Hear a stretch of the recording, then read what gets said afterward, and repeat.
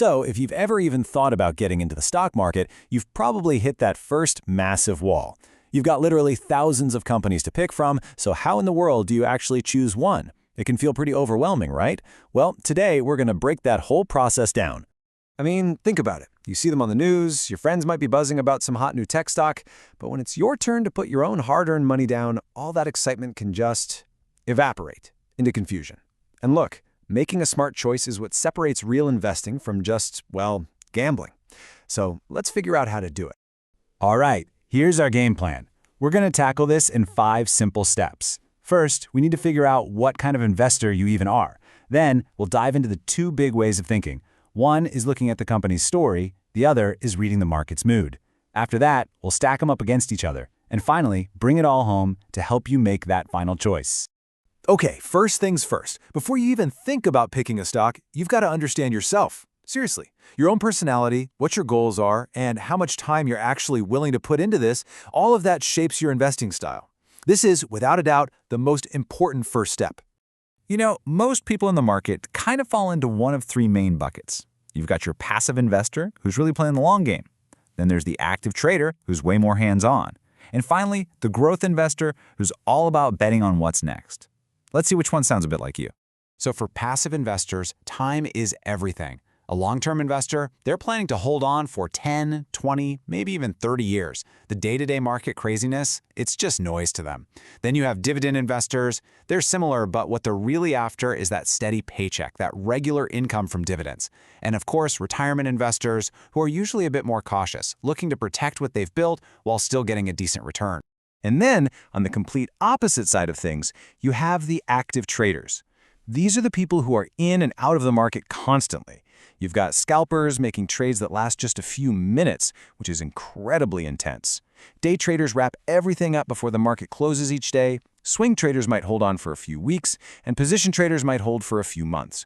But even for them, it's a much, much shorter game than our passive folks. And our third type, the growth investor, is kind of a fascinating mix. They're not so much focused on what a company is worth right now, but what it could be worth in the future. They're making a bet on potential. That could be a short-term thing, like speculating that a new product is going to be a huge hit. Or it could be a massive, long-term bet on a whole industry changing, like the big shift to electric cars. All right, now that you've got a feel for your investor type, let's grab our first toolkit. This is called fundamental analysis. The best way to think about it? You're basically becoming a detective, and your job is to investigate a company to find out its true story. So, what does that actually mean? Well, fundamental analysis is all about ignoring the flashy up and down stock ticker for a minute and looking at the actual business behind it. You're asking the big questions. Is this company healthy? Is it run well? Does it have an edge over its competition? And maybe most importantly, where's it going? Now, this might look a little intimidating, but you really don't need an accounting degree, I promise. You can start with just a few quick checks. The PE ratio, it just tells you if a stock is cheap or expensive compared to how much money it makes. PB ratio compares the price to what the company's physical stuff is worth. Dividend yield is your return from dividends alone, super important for income. And debt to equity, that shows if a company's bitten off more than it can chew with debt. These are just rules of thumb, but they give you a fantastic starting point for your detective work. But you know, it's not all about the numbers. You also have to understand the company's story. Are its sales and profits going up year after year? That's a huge green flag. Is it about to launch something that could change the game? Awesome.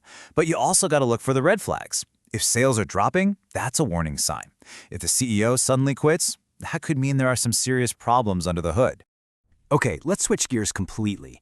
If fundamental analysis is being a detective, our second strategy, technical analysis, is like being a market psychologist. Here, you're not focused on the company at all. You're focused on the collective behavior of millions of investors buying and selling it. Here's the core idea. Technical analysis believes that pretty much everything you could possibly know about a company and all the human emotion, like fear and greed, is already reflected in its stock price. So the theory is, if you study the price charts, you can spot patterns that might just tell you where the price is headed next. For a technician, the chart is the whole story. So how does that actually work? Well, a really central concept is something called support and resistance. Just picture this. You look at a chart and find a price where the stock just seems to stop falling and bounce up. That's your support. It's like a price floor. Then you find a price where it seems to hit a ceiling and can't break through. That's resistance. The basic game is simple. Try to buy near the floor and sell near the ceiling. And here's the cool part. When a stock finally smashes through that ceiling, that old ceiling often becomes the new floor.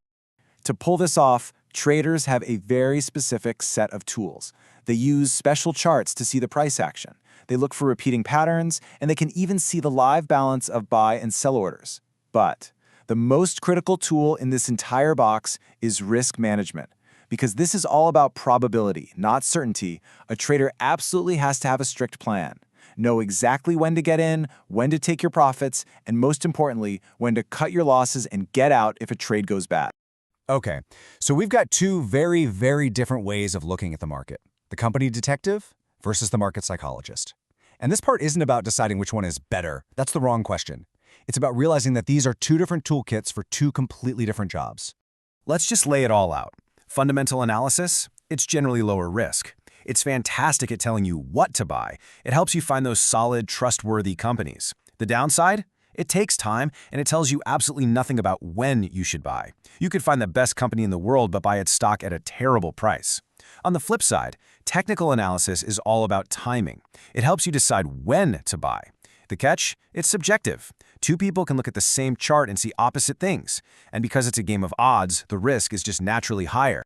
So, what do we do with all this? That brings us to our last and, I think, most important point.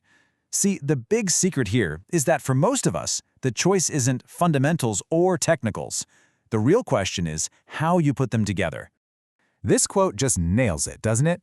You use your detective skills, that's your fundamental analysis, to build a short list of awesome, healthy companies. You figure out the what. And then you put on your market psychologist hat. You take that list of great companies, pull up their charts, and use your technical tools to find a smart time to get in. Maybe you see that a company you love has just dropped down to a strong price floor. That could be your signal. This hybrid approach lets you get the best of both worlds. You get the what and the when. So there you have it. We've laid out the different types of investors, the big strategies, and the toolkits for each. You now have a map for how to navigate this whole decision. The only question left is the one that really matters. Where will you begin?